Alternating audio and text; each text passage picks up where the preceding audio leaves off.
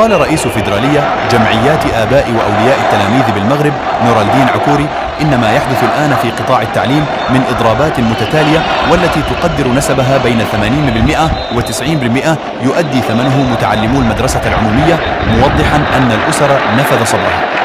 وأشار عكوري إلى انقطاع الاستمرارية البيداغوجية، إذ أن العديد من المتعلمين منذ عودتهم من العطلة الصيفية لم يتعرفوا بعد على أساتذتهم بسبب الخصاص في الموارد البشرية منذ بداية الموسم الحالي وبسبب هذه الإضرابات.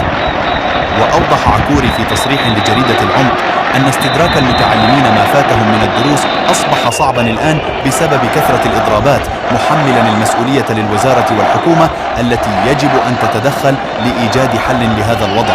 وقال أيضا إن العديد من الأسر لم تعد قادرة على تحمل ضياع زمن تعلم أبنائها، وأن الكثير من هذه الأسر الغاضبة أصبحت بدورها تنظم وقفات احتجاجية أمام المؤسسات التعليمية وأمام مقرات المديريات الإقليمية للمطالبة بحق أبنائها في التعليم.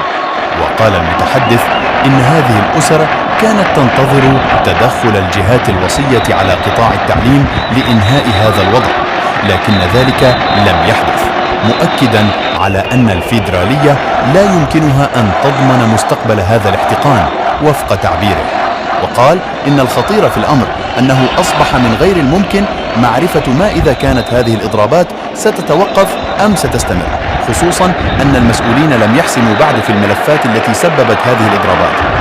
وشهدت العاصمة الرباط أمس الثلاثاء طوفان أبيض للأساتذة الذين حجوا من مختلف مدن وقرى المملكة للمطالبة بإسقاط النظام الأساسي الجديد لقطاع التعليم، تزامنا مع استمرارهم في إضراب وطني جديد يمتد ل7 أيام.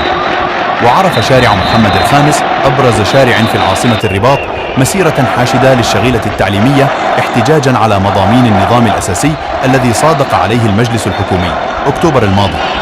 ورفع الأساتذة أمام مبنى البرلمان شعارات غاضبة تندد بنظام بن موسى الجديد وتطالب بسحبه وإعادة النظر في مقتضياته، بما ينصف كل الفئات المتضررة ويرتقي بأوضاعها المادية والاجتماعية ويعيد الاعتبار لها.